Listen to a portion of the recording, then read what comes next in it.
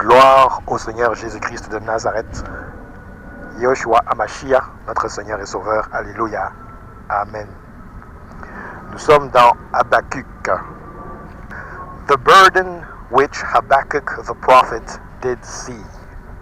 Le fardeau qu'a porté le prophète Habakkuk. Le fardeau qu'il a porté dans son cœur. Le prophète a un fardeau sur son cœur. Un fardeau qui l'amène à comprendre que son peuple s'est écarté des voies du Seigneur et qu'il y aura des conséquences. Un fardeau par lequel il souffre parce qu'il ne s'explique pas comment il peut y avoir autant de méchanceté sous le soleil. C'est un fardeau que d'avoir cet esprit de prophète. En l'occurrence ici, eh bien, Habakkuk a dans son cœur des choses qu'il porte lourdement dans son cœur, dans sa conscience, eut égard à l'état de la nation, de son peuple. The burden which Habakkuk the prophet did see. Alléluia. Oh Lord, oh Lord, pas Seigneur seulement, oh Seigneur, la révérence, le respect du Seigneur, la reconnaissance de la supériorité des voies du Seigneur, la reconnaissance du domaine supérieur que représente la justice et la morale divine. Oh Lord, how long shall I cry? Voyez ici, Habakkuk se demande combien de temps il va devoir crier. Combien de temps il va devoir interpeller le Seigneur par rapport à l'exécution de sa justice, eu égard à l'état des choses. How long? Combien de temps? Mais voici un homme dont l'existence est finie dans le temps et qui croit maintenant pouvoir instruire le Seigneur par rapport à la dimension temporelle des choses. Combien de temps, Seigneur, devrais-je crier, t'interpeller? Mais qui a dit à Habakkuk que ça faisait longtemps que le Seigneur devait agir? Qui a dit à Habakkuk qu'il a effectivement attendu longtemps? Vous voyez, nous, notre vie sur Terre est d'une durée limitée. Elle est courte, environ 70-80 ans. Donc, nous avons un sentiment d'urgence lié au fait que notre vie sur Terre est courte. Nous sommes coincés dans le temps. Mais il n'en est pas ainsi pour Dieu. Car pour Dieu, un jour est comme 1000 ans. Et 1000 ans sont comme un jour. C'est-à-dire que l'élasticité du temps ne contraint ni ne restreint le Seigneur, comme ça peut être le cas pour nous. Bien entendu, le Seigneur travaille dans un cadre temporel. Il y a des dispensations, il y a des événements qui doivent se produire à des moments bien précis, c'est vrai. Mais sachant toute chose, le Seigneur sait à quel moment il doit agir afin d'accomplir son plan parfait. Et en cela, il n'est pas pressé dans le temps, puisqu'il sait qu'il va agir et il sait quand il va agir. Or, ces choses-là, l'homme ne les connaît pas. Et l'homme est pressé de voir l'accomplissement de beaucoup de choses, car il ne sait pas si demain lui appartient. Et il est pressé dans le temps. Mais Dieu ne l'est pas. Oh Lord, oh Seigneur, combien de temps je vais crier et t'interpeller? Pensant instruire le Seigneur par rapport à l'urgence d'agir, comme si le Seigneur ne savait pas qu'il y avait un temps pour agir. Et encore là, comment as-tu estimé que ça fait longtemps que le Seigneur aurait dû agir? Ce qui te paraît comme étant longtemps, toi, peut-être que ce n'est pas longtemps pour le Seigneur. Curieusement, quand on regarde l'iniquité des autres, à ce moment-là, on a tendance à dire que le Seigneur tarde à agir. Seigneur, tu ne vois pas l'iniquité des autres? Tu ne vois pas la méchanceté qu'il y a sous le ciel? Agis, Seigneur.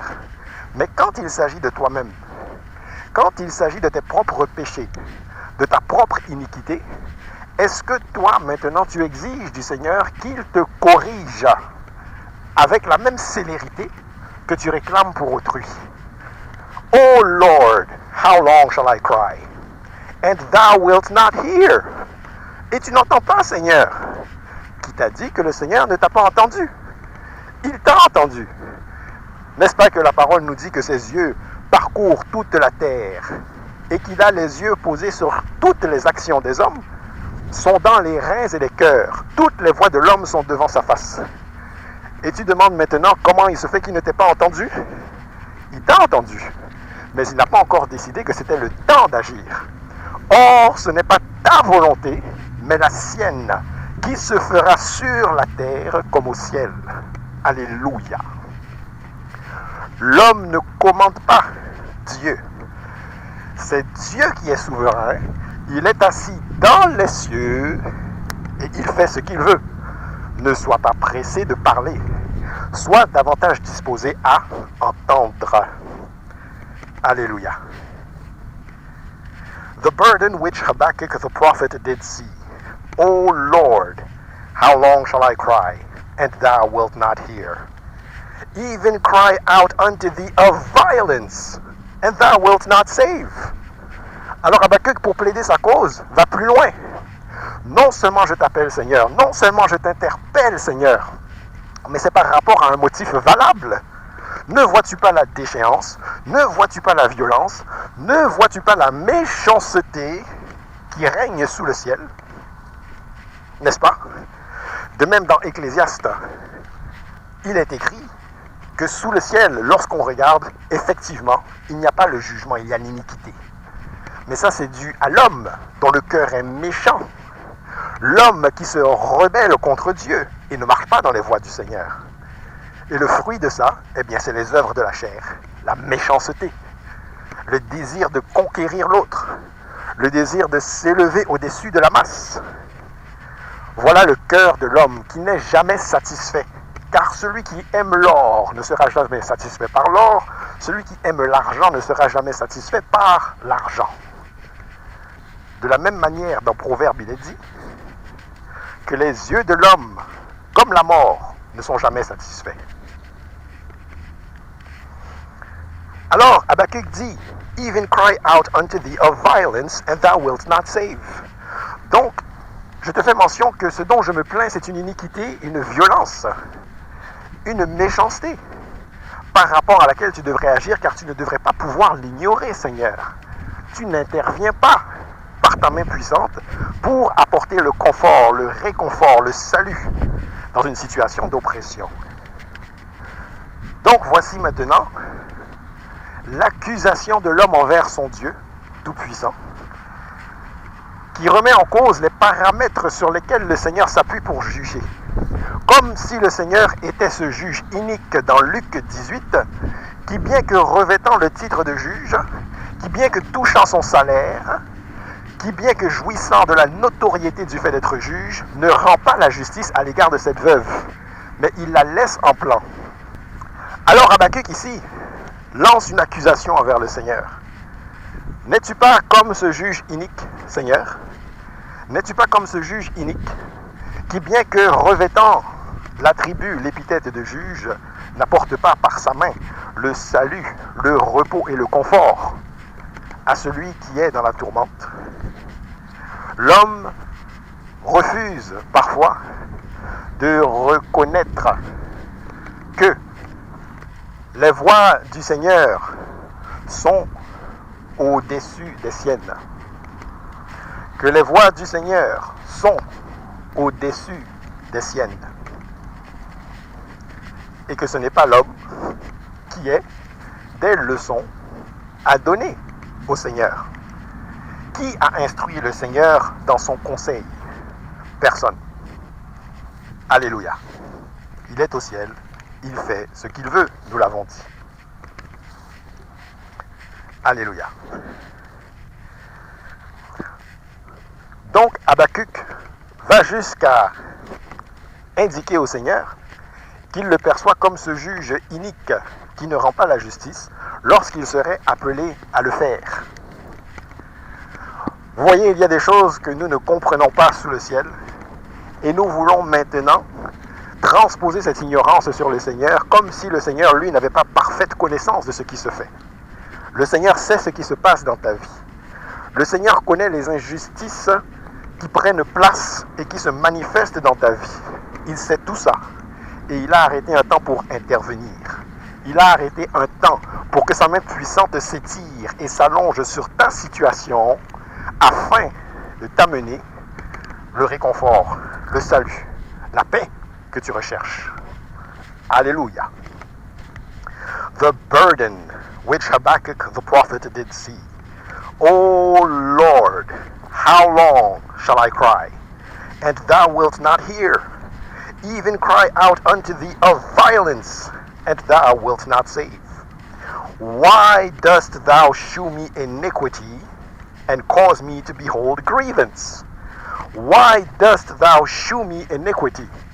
Pourquoi me laisses-tu voir cette iniquité et cette méchanceté dans ce monde sur terre?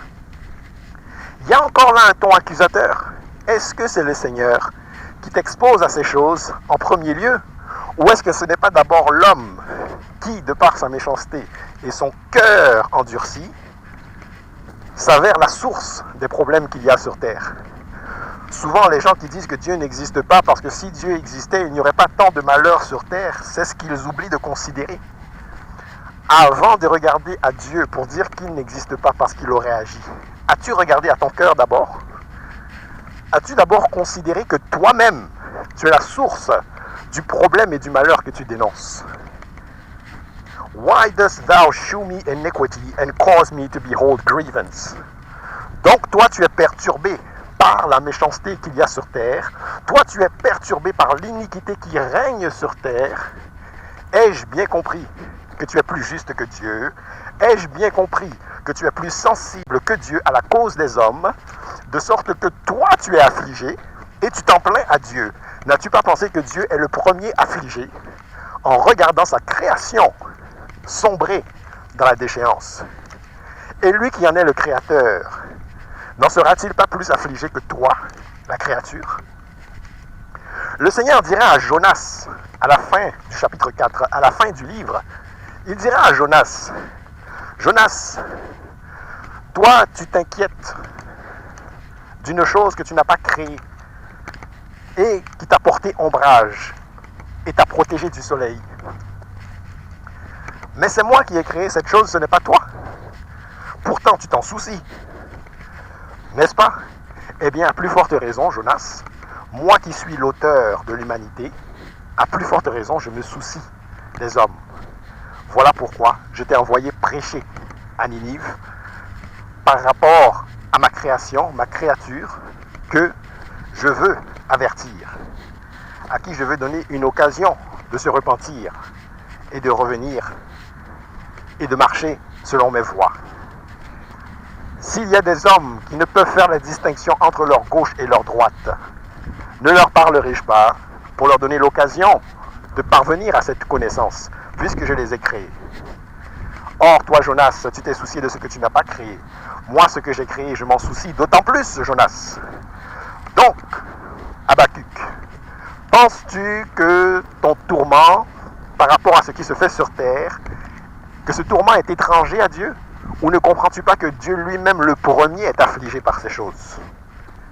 Parfois, nous pensons être plus sensibles que le Seigneur, comme si le Seigneur, lui, était détaché de sa propre création, de ses propres créatures, et que nous, qui faisons partie de cette création, en tant que créatures, nous étions plus sensibles que lui à la cause de ce qui se fait sur terre, alors que nous qui sommes méchants, n'est-ce pas?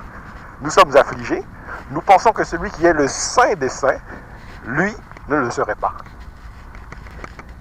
Voilà en quoi parfois nous manquons de sagesse. Alléluia. Mais c'est la faiblesse humaine, et le Seigneur la comprend. Et c'est pourquoi il ne va pas foudroyer Habakkuk, mais il va bien lui expliquer les choses. Alléluia. On pourrait intituler ce partage, ça me vient à l'instant, « Ne t'inquiète pas, Dieu est au courant. » Ne t'inquiète pas, si toi tu es au courant, Dieu est au courant. Alléluia. The burden which Habakkuk the prophet did see. O Lord, how long shall I cry? And thou wilt not hear. Even cry out unto thee of violence, and thou wilt not save. Why dost thou shew me iniquity, and cause me to behold grievance? For spoiling and violence are before me. Oui, effectivement, sous le ciel, l'iniquité et la méchanceté en raison du cœur de l'homme. And there are that raise up strife and contention. Il y en a qui créent des troubles, des problèmes, des malentendus, des controverses. La parole nous dit que le méchant a été créé pour le jour du malheur. Il y en a effectivement qui ont ce rôle d'être des agitateurs. Alléluia. Le Seigneur nous dit dans Exode, et il est également fait allusion à ça dans Romains, que Pharaon a été sollicité par le Seigneur pour présenter une résistance et une opposition au Seigneur. Précisément, ça a été son rôle. Donc, le méchant est créé et préparé pour le jour du malheur aussi. Donc oui, Habakkuk, effectivement, sous le ciel, il y a des méchants. Et ils sont la source de beaucoup de problèmes. D'ailleurs, la parole nous dit aussi qu'un seul pécheur crée beaucoup de problèmes. Alléluia. Therefore the law is slacked, and judgment doth never go forth. Donc Habakkuk réitère, ton jugement n'est pas juste, Seigneur. Ta loi n'est pas équitable. Elle n'est pas enracinée dans l'équité. Parce que tu ne rends pas jugement, ta justice ne s'exécute pas au regard des infractions que je constate sous le ciel, au regard de la méchanceté des hommes. Pourtant, Seigneur, tu es celui qui est lent à la colère, c'est vrai, mais qui ne laisse pas le méchant impuni.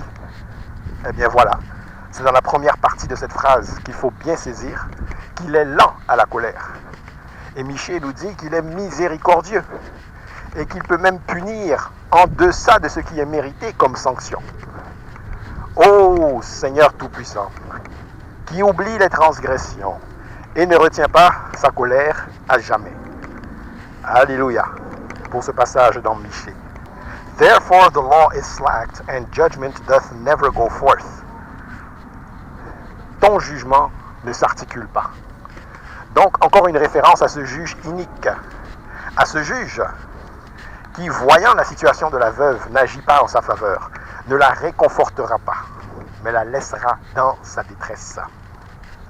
Non, le Seigneur n'est pas ainsi. À la différence des hommes, sa justice est parfaite. Alléluia.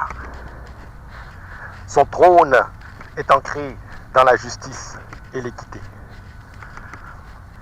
Mais il laisse un temps pour que chacun puisse manifester son tempérament, son caractère et faire face au temps opportun aux conséquences de ses actes. Voilà pourquoi le Seigneur dit encore dans Ecclésiaste, écoutez la morale de l'histoire, obéissez aux commandes de Dieu, obéissez aux commandements de Dieu, car sachez qu'au final, tout sera pesé, le bon comme le mauvais. For the wicked doth compass about the righteous, therefore wrong judgment proceedeth. Donc le méchant a la main haute sur celui qui est juste. Alléluia. Donc ton jugement, Seigneur, n'est pas correct. Eh bien ça, c'est tout simplement l'aboutissement des œuvres de la chair quand l'homme a le cœur endurci. Il y a des méchants qui s'élèvent et qui prennent avantage du faible. Celui qui est fort écrase le faible. Celui qui est riche écrase le pauvre. Alléluia. Et Michée nous parle même de ces officiers de justice qui sont payés, soudoyés, afin d'administrer la justice dans l'intérêt de particuliers qui leur ont donné de l'argent. Alléluia. Donc les juges peuvent être achetés. Les officiers de justice peuvent être influencés, soudoyés. La parole nous dit qu'ils recherchent des avantages, des intérêts avant d'agir. Spéculons un peu, même si ce n'est pas écrit. Je spécule. Ce juge de Luc 18, qui ne rendait pas justice à la veuve, quand un homme riche lui donnait une grosse somme d'argent, une importante somme d'argent, Ne s'empressait-il pas de régler le dossier de cette personne-là? Peut-être. Il n'y a rien de nouveau sous le ciel, nous voyons ces choses-là aujourd'hui. Donc on vient de voir dans ce paragraphe, ne t'inquiète pas, Dieu connaît ta situation. Ne t'inquiète pas, Dieu sait là où tu es exactement, il connaît ton problème. Il a vu les injustices qui peuvent s'être manifestées dans ta vie et qui sont encore au menu au quotidien pour toi. Il connaît ces choses, mais il a arrêté un temps. Il a arrêté un temps où sa main s'étirera, s'allongera sur ta vie afin de rétablir toutes choses. Alléluia. Nous ne devons pas penser que nous sommes plus sensibles que le Seigneur face à la méchanceté et l'iniquité qu'il y a sous le ciel. Nous ne devons pas sous-estimer l'excellence de sa justice parfaite, mais comprendre qu'il fait toutes choses en son temps. Alléluia. Et même si cela semble tarder, ça ne tardera pas. Ce que le Seigneur va d'ailleurs dire à Habakkuk un peu plus loin. Amen. The burden which Habakkuk the prophet did see. O Lord, how long shall I cry, and thou wilt not hear? Even cry out unto thee of violence, and thou wilt not save. Why dost thou shew me iniquity, and cause me to behold grievance? For spoiling and violence are before me, and there are that raise up strife and contention. Therefore the law is slacked, and judgment doth never go forth.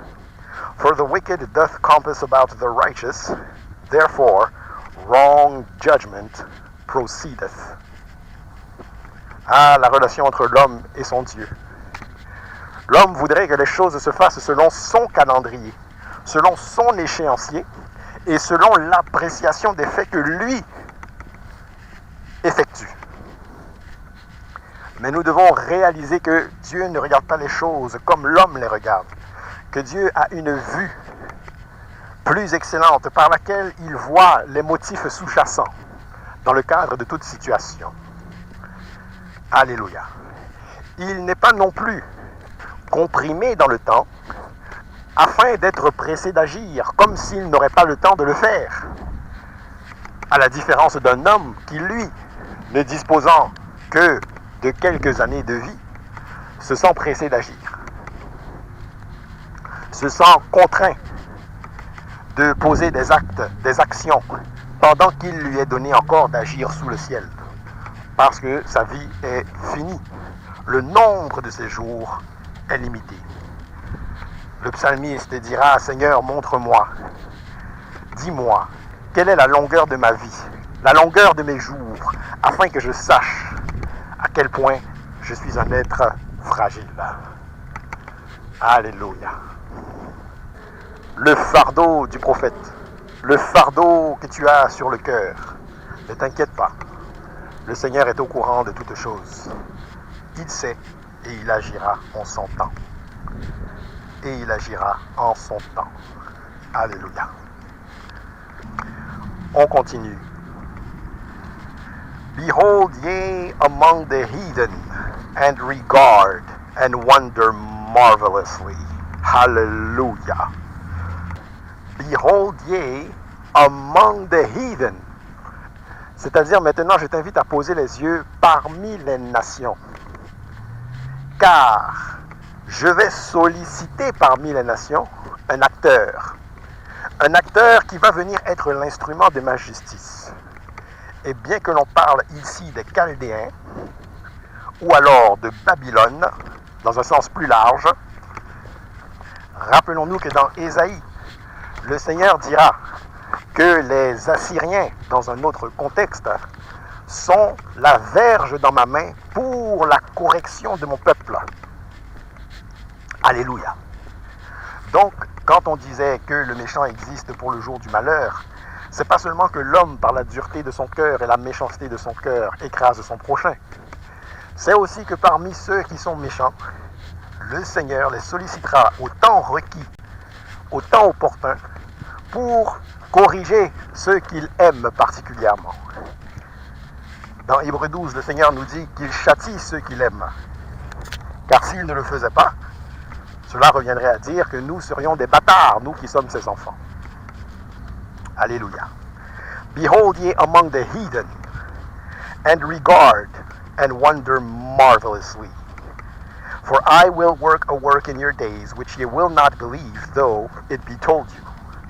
Donc quand le Seigneur disait que lui, il n'a pas d'inquiétude par rapport au temps, car il sait ce qu'il va faire et qu'il aura le temps de le faire au temps arrêté, ce que l'homme ne sait pas, eh bien voici la démonstration.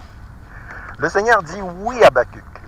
Toi tu perçois que les choses tardent, mais sache une chose, moi j'ai arrêté un temps et je vais solliciter un acteur que j'ai choisi, que je me suis réservé, afin que cet acteur-là vienne exécuter ma justice au sein de mon peuple, pour le corriger, pour l'amener à la repentance, pour amener mon peuple à revenir à moi et à marcher selon mes commandements.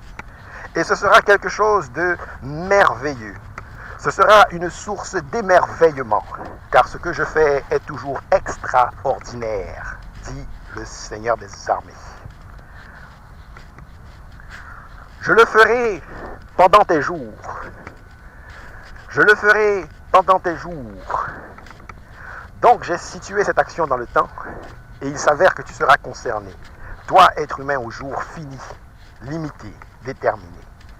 Et si je t'annonçais ce que j'allais faire, tu ne le croirais pas, même si je te le partageais à l'avance.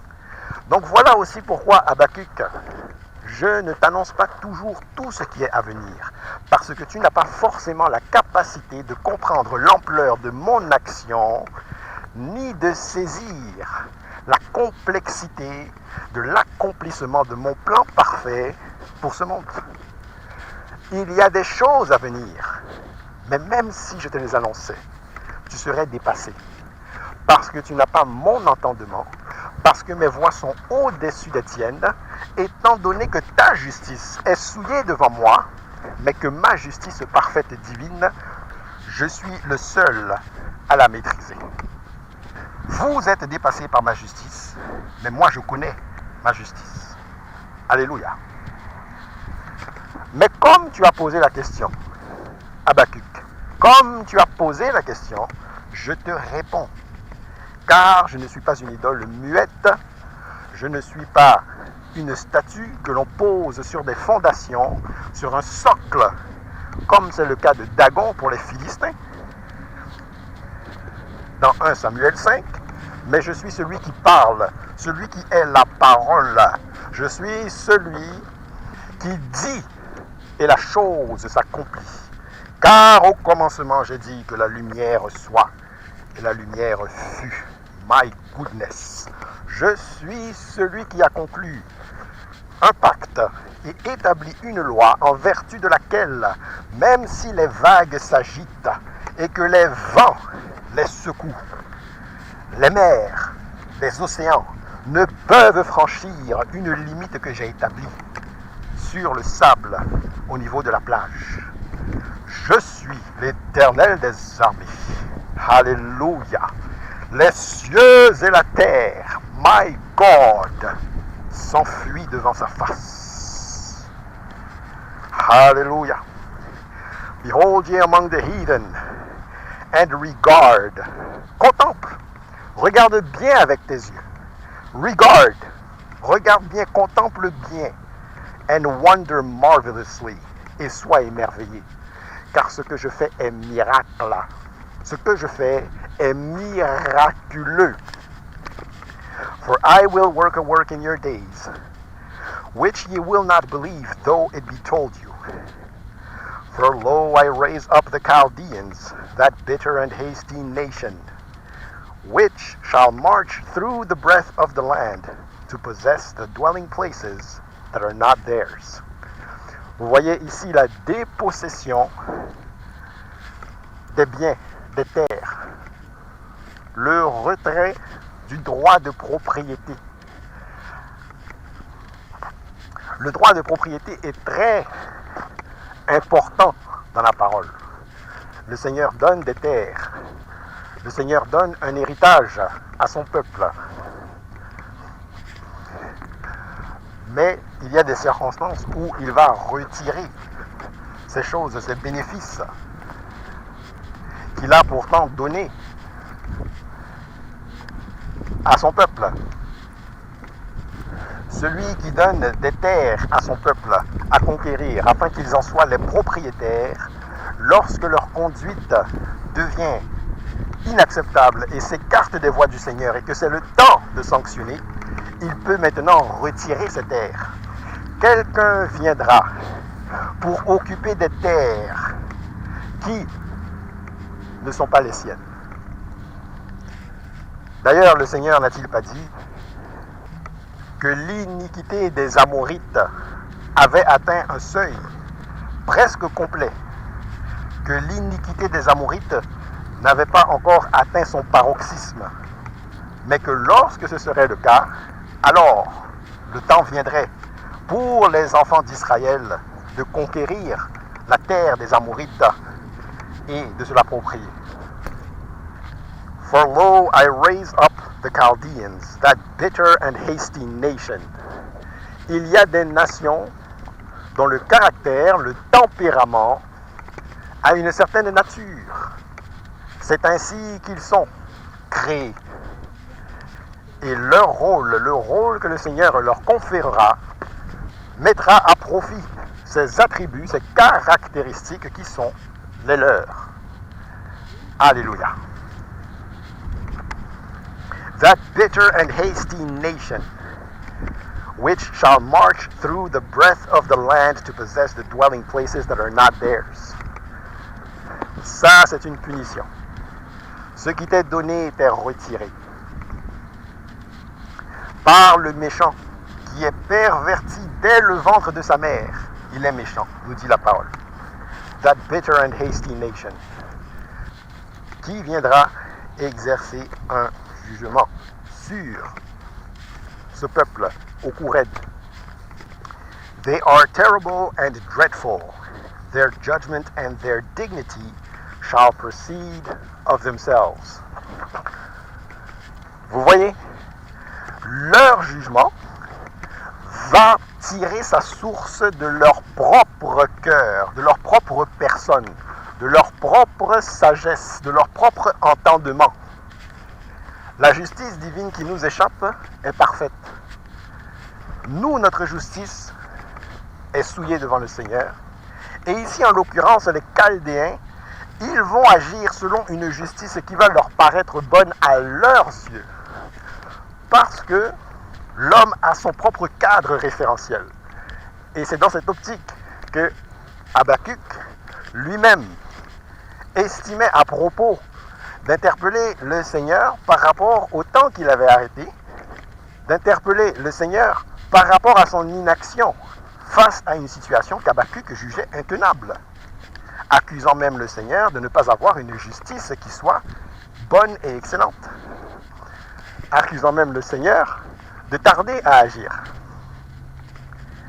Donc l'homme a son propre cadre référentiel, son propre cadre normatif, assis dans sa sagesse qui trop souvent est la sagesse qui vient d'en bas, la sagesse charnelle. Mais aujourd'hui, nous qui avons l'esprit, nous manifestons la justice divine, nous prenons part à la nature divine, afin de pouvoir, comme le dit la parole, juger de toutes choses, au regard de cette sagesse divine à laquelle nous goûtons et participons par l'Esprit, le Saint-Esprit du Seigneur. Donc, comme Habakkuk avait son propre cadre référentiel et normatif, pour ce qui était de mesurer la qualité du jugement du Seigneur, de la même manière, les Chaldéens, eux aussi, ont leur propre jugement. Et c'est par ce jugement qu'ils se sentiront bien fondés et justifiés d'envahir, n'est-ce pas, le territoire ou certains territoires du peuple de Dieu afin de se les approprier alors que ces terres-là ne leur appartiennent pas. They are terrible and dreadful. Their judgment and their dignity shall proceed of themselves. Donc vous voyez que l'homme se justifie dans tout ce qu'il fait au regard d'une justice qui est trop souvent la sienne, d'une justice qui est la sienne et trop souvent biaisée. Deux poids, deux mesures. Cet homme qui d'une part appelle Dieu à corriger les autres avec célérité, mais ne pose pas un regard sur lui-même pour demander à Dieu de le corriger. Lui-même, ce même homme-là qui se plaint, lui aussi, est-ce qu'il demande à être corrigé pareillement, avec célérité, ou est-ce qu'il ne dit pas au Seigneur, donne-moi une autre chance, sois patient avec moi. Mais pour l'autre, on demande un jugement immédiat. Donc d'une part, l'homme est asymétrique par rapport au jugement qu'il demande par rapport à l'autre, versus le jugement qu'il demande par rapport à lui-même, et d'autre part, sur la base de ce même jugement, l'homme se justifie dans les actions qu'il entreprend lui-même pour ce qui est d'agir dans sa propre vie ou de poser des gestes dans le cadre de ses activités terrestres. Les Chaldéens vont estimer que leur action est justifiée et ils ne comprendront pas au final que c'est Dieu qui les a suscités, faisant usage de leur tempérament inhérent, ce tempérament qu'ils ont. Dieu va les utiliser et mettre à profit ce tempérament-là dans un cadre de correction de son peuple.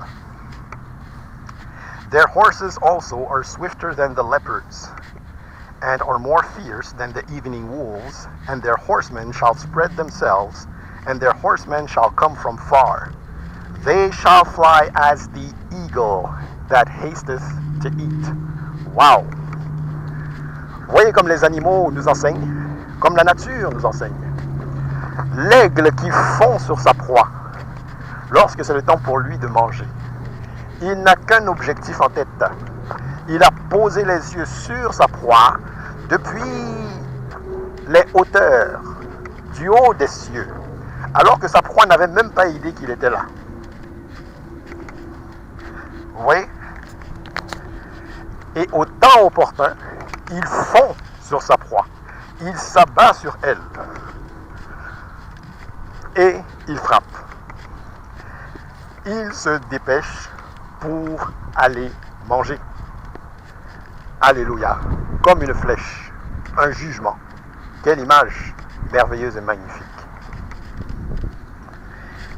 Et donc le Seigneur nous décrit l'arsenal militaire de ce peuple des Chaldéens, les Babyloniens, qui vont venir pour corriger le peuple par l'entremise d'une invasion. Leurs chevaux sont plus rapides, plus agiles que des léopards. Donc chevaux pluriels, ils ont beaucoup de chevaux, ils ont beaucoup de bêtes à leur service. Ils ont beaucoup de cavaliers à leur service. Et ils sont en superbe condition. Ce ne sont pas des animaux qui boitent, ce sont des animaux en bonne condition. La parole nous dit qu'il y a des chevaux qui, ayant bien mangé le matin, sont en rute et convoitent la jument de leurs voisins. Voilà un cheval bien nourri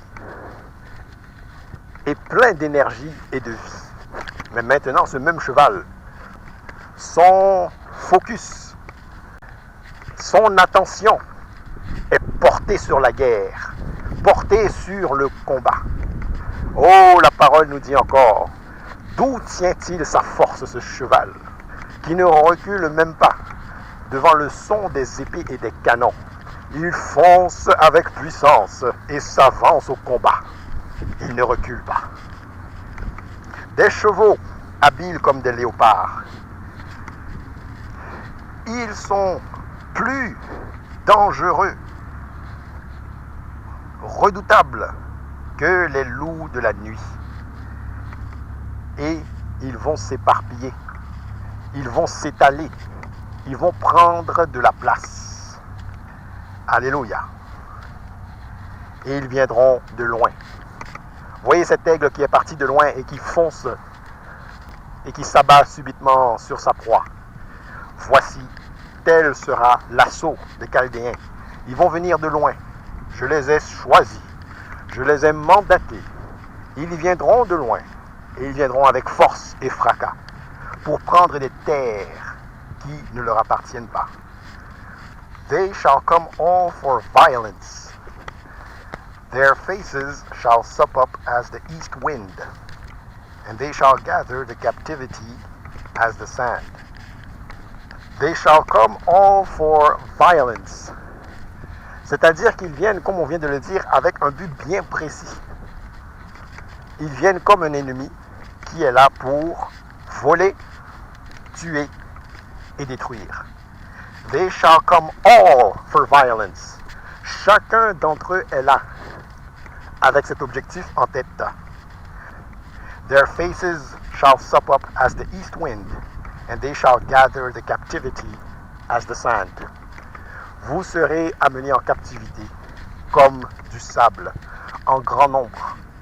Il n'y aura pas d'échappatoire.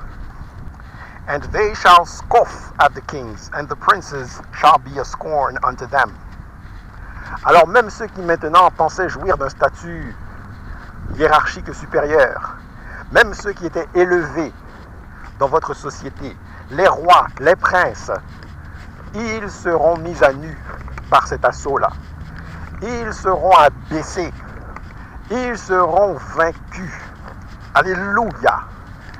Car lorsque la justice du Seigneur arrive au moment de son exécution, nul ne peut lui résister.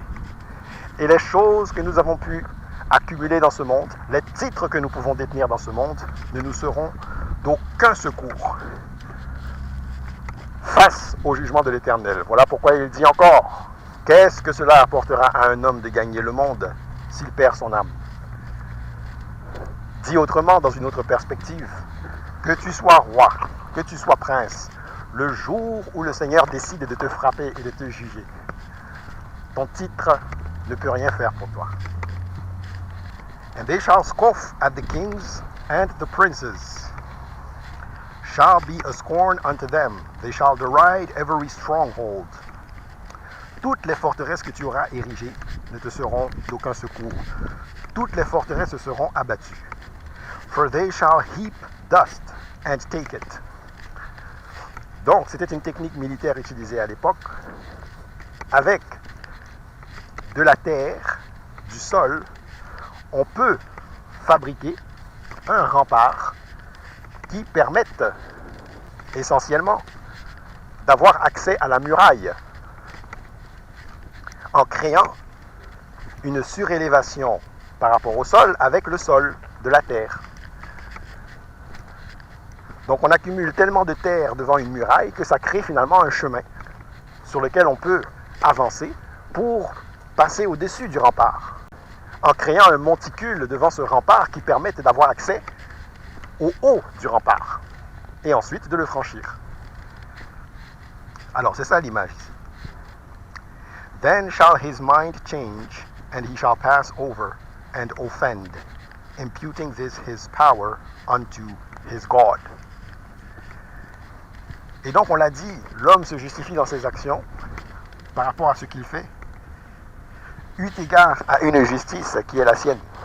Et il va se dire, lorsque c'est un païen qui adore des divinités étrangères, des idoles, car nous savons qu'il y en a plusieurs qui se font appeler dieux, mais il n'y a qu'un seul Dieu véritable, mais ce païen qui adore des faux dieux, des idoles, lorsqu'il va faire des conquêtes, il va rendre gloire à ces faux dieux, à ces idoles. Encore une fois, ne comprenant même pas qu'en l'occurrence, le succès des Chaldéens réside dans le fait que c'est Dieu qui les a mandatés afin de les envoyer pour conquérir les terres, certaines terres de son peuple au Seigneur. Mais le Chaldéen, lui, dans son orgueil, dans le cadre normatif de sa justice qui lui est propre, va penser que c'est lui, par sa propre force, qui a fait tout ça. Est-ce que cela ne nous rappelle pas notre propre personne? Lorsque, comme Habakkuk en fait, nous pensons avoir le bon référentiel de jugement, le bon cadre normatif de jugement, pour dire Seigneur, tu aurais dû agir, Seigneur, tu aurais dû faire ça. Seigneur, ne vois-tu pas que moi j'ai fait ceci comme cela, ou que j'ai procédé de telle ou telle manière? Ne vois-tu pas que c'était la meilleure façon de faire, Seigneur? Ne vois-tu pas, Seigneur, comme j'ai travaillé dur alors que pourtant, sans lui, nous ne pouvons rien faire. Et tout ce que nous faisons de bon, nous le faisons par la force qu'il nous donne pour le faire. Voilà pourquoi prenons garde de ne pas faire des œuvres charnellement pour ensuite vouloir impressionner le Seigneur avec notre zèle, lorsque ce zèle est ancré dans la chair. Car la parole le dit, aucune chair ne pourra se glorifier devant lui. Tout ce que nous aurons fait de bon, ce sera par l'Esprit et par la force que Dieu nous donne. Et donc les Chaldéens vont penser avoir accompli cet exploit, vont penser avoir accompli des exploits de conquête par leur propre force. Ils vont se sentir justifiés de l'avoir fait et ils vont imputer ce succès à leurs idoles, à leurs dieux. Alors qu'ils ne sont pas dans une situation autre que celle des Philistins, qui dans 1 Samuel voulaient rendre gloire, n'est-ce pas, à Dagon. Mais pourtant c'était le Seigneur qui orchestrait les choses, se servant des Philistins pour corriger son peuple, qui n'avait pas voulu demeurer sous la théocratie, la direction morale et juridique du Seigneur, mais ils voulaient leur propre roi, comme les nations. Et ce n'était pas un roi choisi par le Seigneur. Voilà pourquoi le Seigneur dit, ils se sont choisis des rois, mais non pas des rois que j'ai choisis pour eux et que j'ai approuvés, mais ils ont voulu leur propre roi. Et c'est ce Seigneur qui, dans Daniel 2, 21, nous dit, c'est lui qui établit et destitue les rois autant qu'il arrête. Alléluia. Art thou not from everlasting, O Lord my God, mine Holy One? Seigneur, le Saint, n'es-tu pas un être éternel? Nous ne mourrons pas. Le langage d'Habakkuk change. Maintenant qu'il se souvient à qui il a affaire, maintenant qu'il se souvient qu'il traite avec l'Éternel des armées. Oh Lord my God. Habakkuk avait commencé, n'est-ce pas, son allocution en disant « Oh Lord ». Maintenant, la crainte s'est saisie de lui et il parle différemment.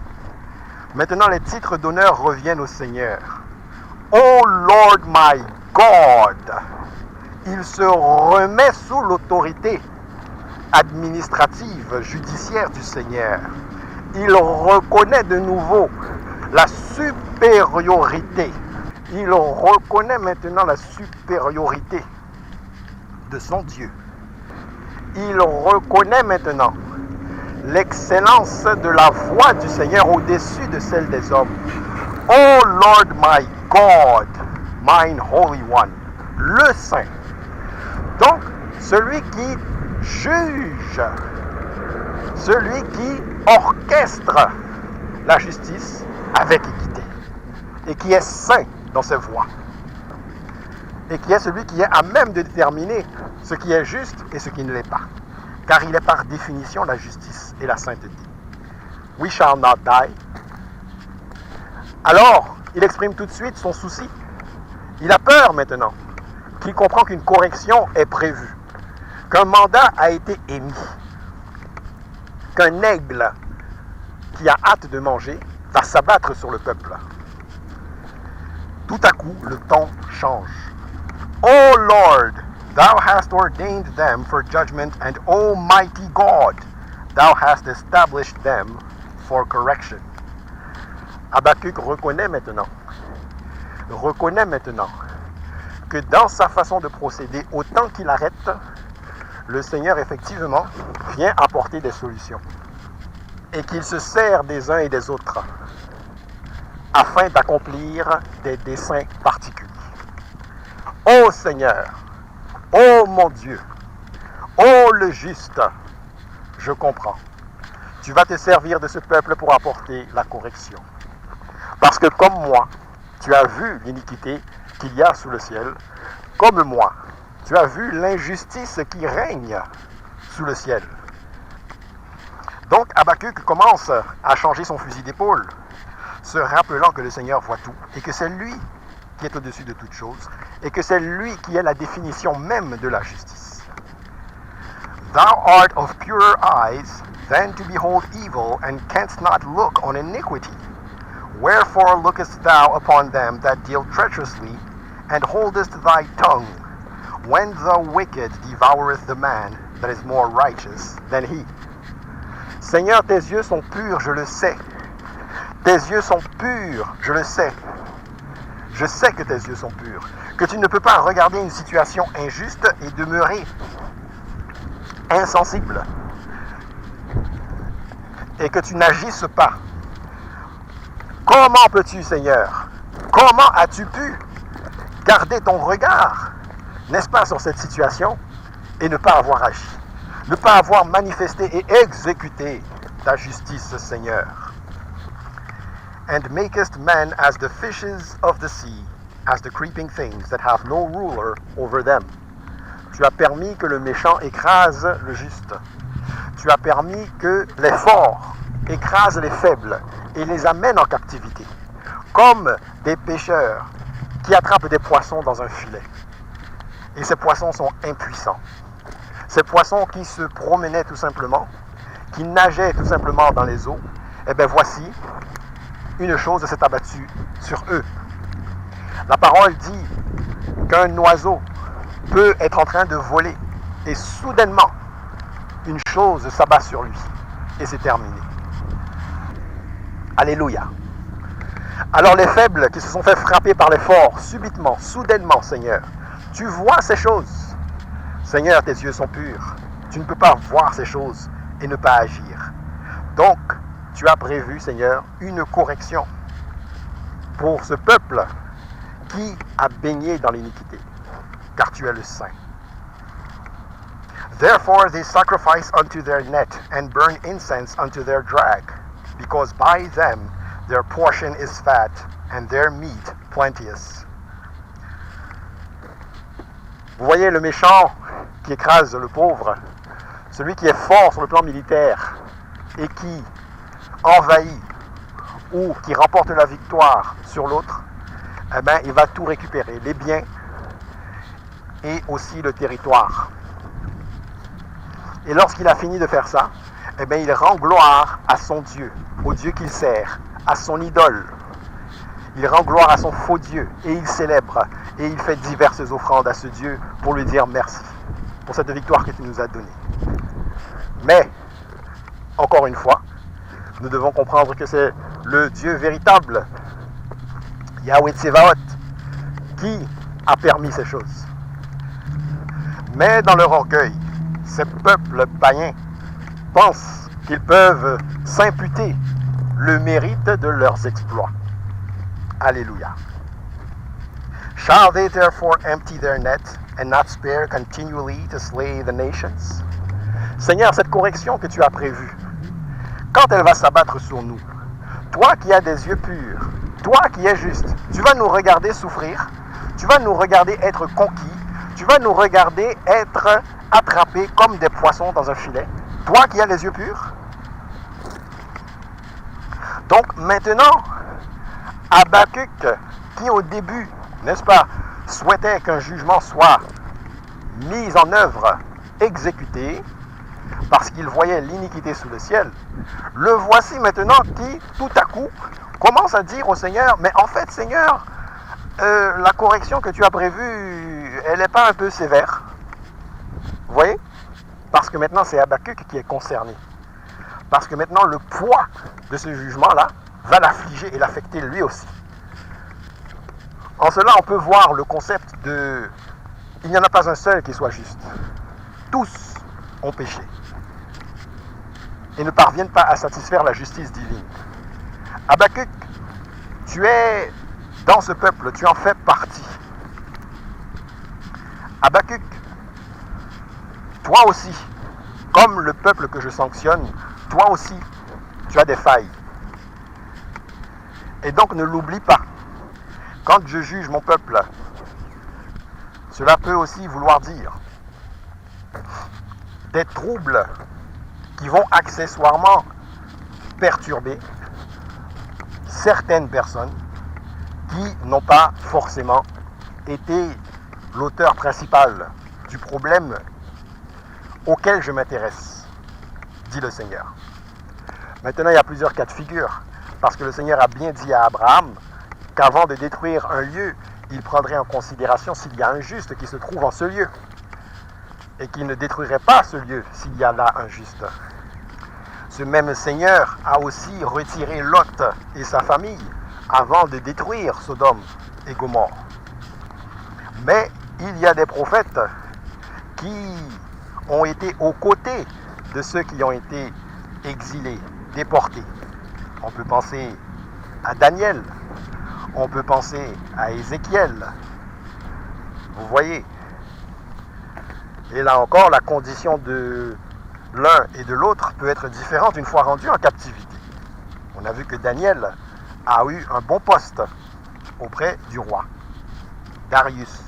Donc, Habakkuk, lorsqu'il prend maintenant conscience du fait que le Seigneur compte agir, il se rend compte qu'effectivement, le jugement de l'Éternel des armées, on veut bien l'appeler à se manifester. Mais quand il arrive, waouh, ce n'est pas pour rien qu'on dit que les montagnes vont fondre. Ce n'est pas pour rien qu'on dit que les cieux et la terre et les mers s'enfuiront de devant sa face. Ce n'est pas pour rien. Pourquoi? Parce qu'il est un feu dévorant. Tu appelles la justice du Seigneur. Mais attention, quand elle viendra, sois prêt. Parce qu'elle est sans appel. Voilà pourquoi le Seigneur est lent à la colère. Parce que sa justice est sans appel. Quand il a résolu de frapper, quand l'épée à double tranchant sort de sa bouche et que ses yeux comme une flamme de feu sont posés sur toi, hey my goodness, my Lord, hey, assure-toi que tu n'es pas ce jour-là l'ennemi du Seigneur. Assure-toi simplement de cela. Car ce n'est pas en vain qu'il porte l'épée. My God. Alléluia. Alors nous avons vu le premier chapitre d'Habakkuk. Merveilleux. Et nous les saints qui traversons beaucoup de tribulations dans nos vies et qui parfois souhaiterions voir le Seigneur agir pour nous justifier, sachons qu'il le fera au temps opportun.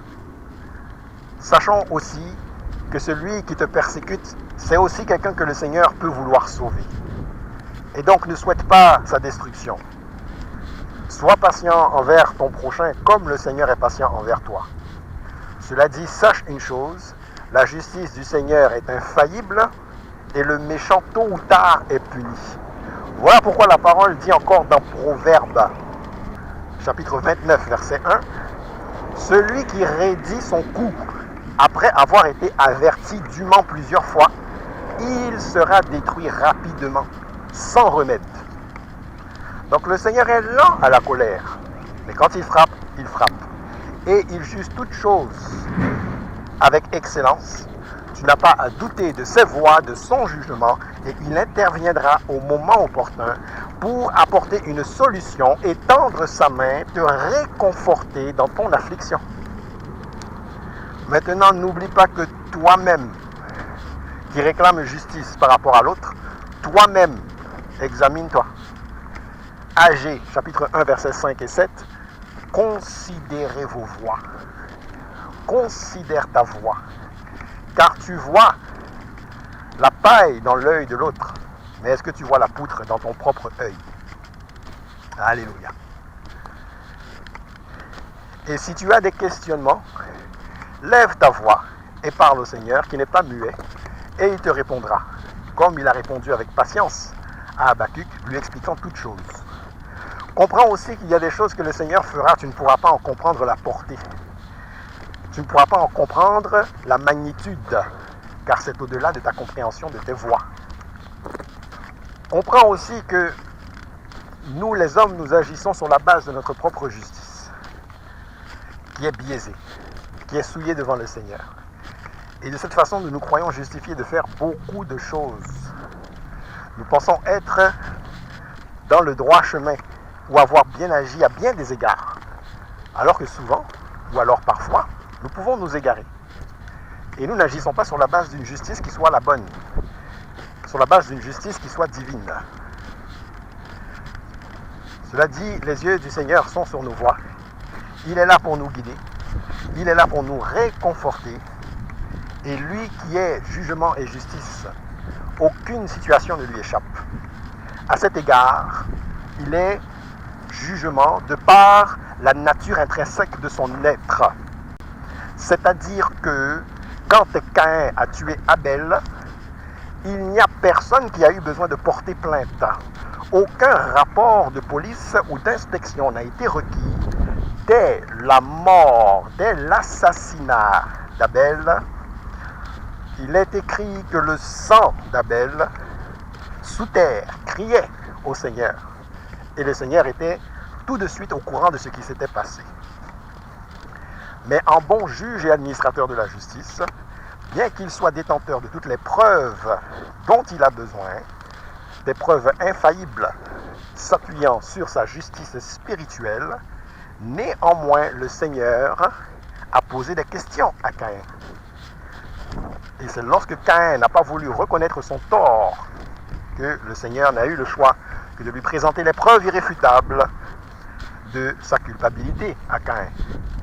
C'est donc dire que dès qu'il se produit un acte contraire à la justice du Seigneur sur terre, le Seigneur, qui est le juste juge, se manifestera au temps opportun.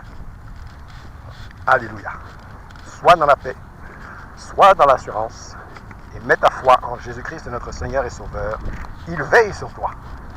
Reste dans l'humilité, et il t'élèvera au temps opportun. Alléluia. Priez pour vos ennemis. Donne à boire à ton ennemi qui a soif. Sois miséricordieux. Et ne t'inquiète pas, tu seras justifié. Cela dit, bien entendu, on ne prend pas part activement au mal, on s'en sépare.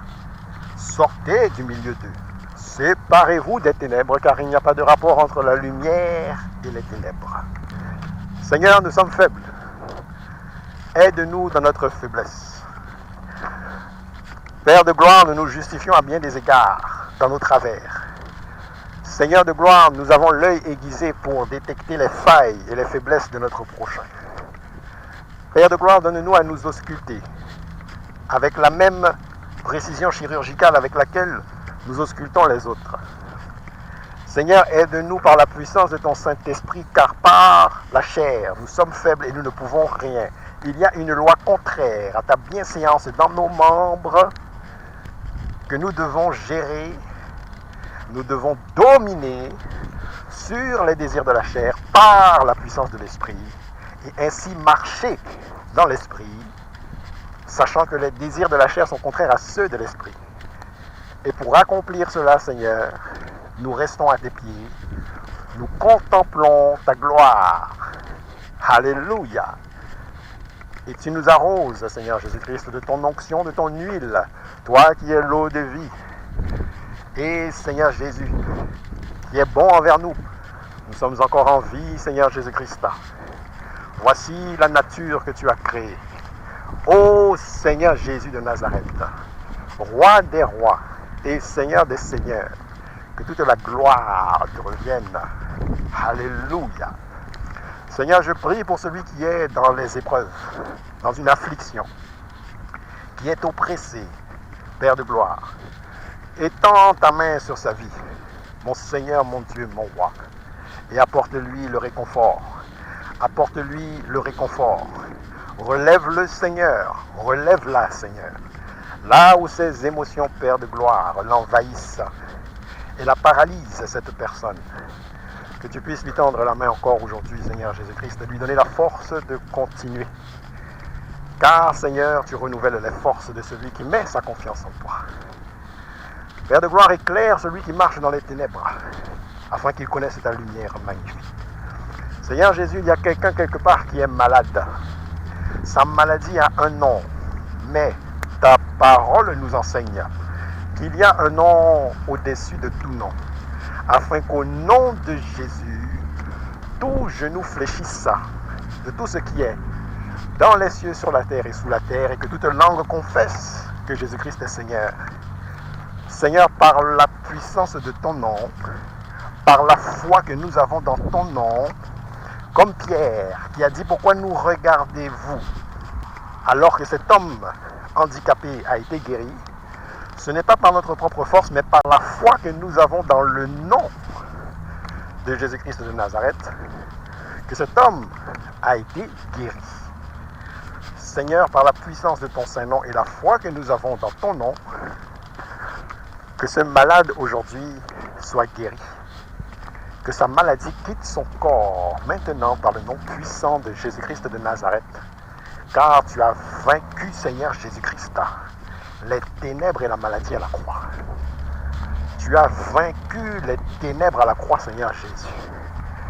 Là où cette maladie, Seigneur Jésus-Christ, n'est pas là pour enseigner cette personne, mais qu'elle résulte d'une réalité spirituelle à laquelle tu permets aujourd'hui que nous remédions.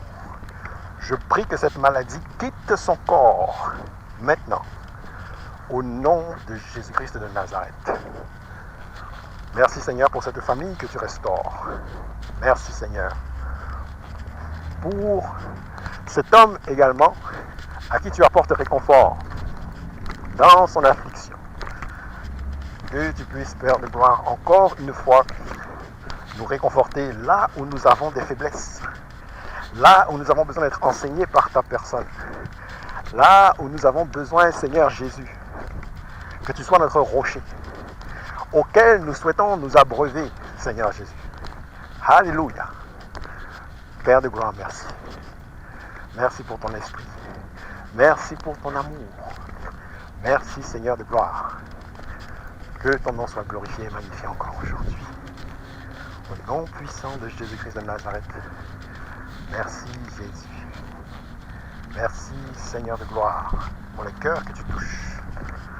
Pour ceux qui ne te connaissent pas, Seigneur Jésus-Christ, que tu amènes à la révélation de ta personne.